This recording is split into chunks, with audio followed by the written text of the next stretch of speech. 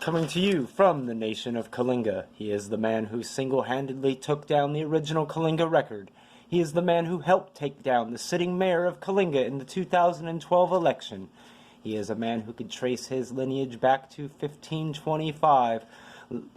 He is a former 25-time CWO champion, your defender against the quadrinity of evil. Ladies and gentlemen, your Emperor, John Sunlight!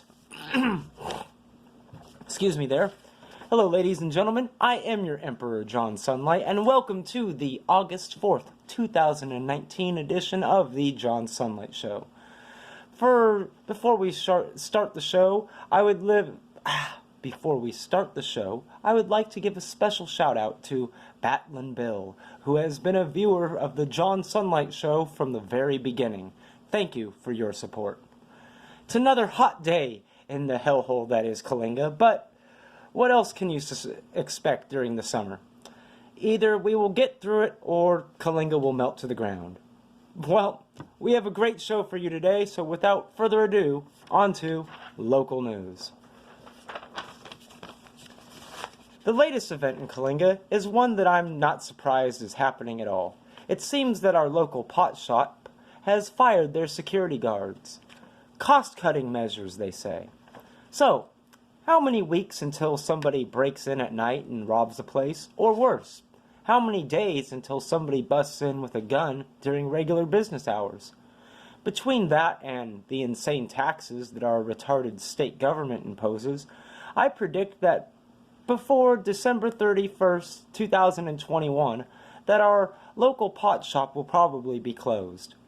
Now, I want to admit that I myself partake in marijuana, but I was and am against the way we legalized it. Anybody who thought that it was a good idea for the state to have the power to tax marijuana is retarded. Just look at how our state taxes gasoline, alcohol, and cigarettes into oblivion. They are and will be doing the same thing to pot.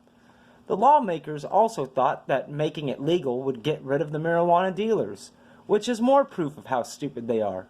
Think of it this way.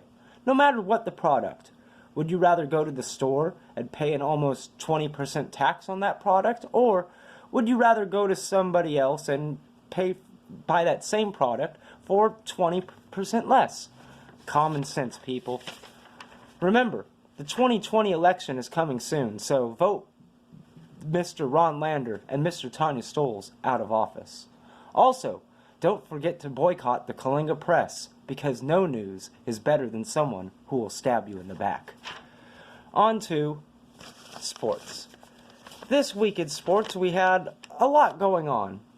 On July 29th, 2019, in the WWE, Luke Gallows and Carl Anderson of the original club defeated Dash Wilder and Scott Dawson, respectively known as The Revival, for the Raw Tag Team title. Also on July 29th, 2019, Mike Kanellis defeated R-Truth for the 24/7 title, and then his pregnant wife, Maria Kanellis, defeated him for that same title. So now, we have a pregnant woman as champion.